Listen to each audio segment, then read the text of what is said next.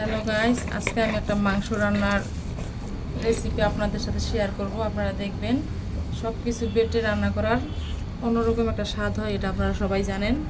তাই আমি একটু কষ্ট হলেও বাটাবাটি করে রান্না করতেই পছন্দ করি। আর বাটাবাটি করে রান্না আপনারা বুঝতেই পারেন, একবার খাইলে মুখের মধ্যে স্বাদটা সবসময় থাকে। তার জন্য আমি বাটাবাটি করে রান্না করি। প্রথমে আদা রসুন, মরিচ, পেঁয়াজ, হলুদের ফাঁকি, লবণ,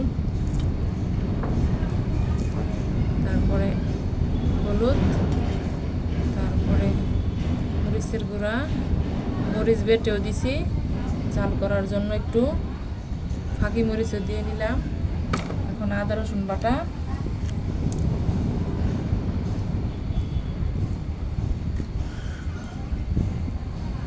তারপরে এখন অনেক সুন্দর করে এটাকে মাখাবো।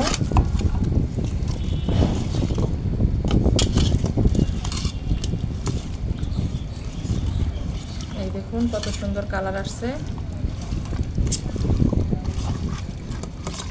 এটা দেশি মুরগির মাংস,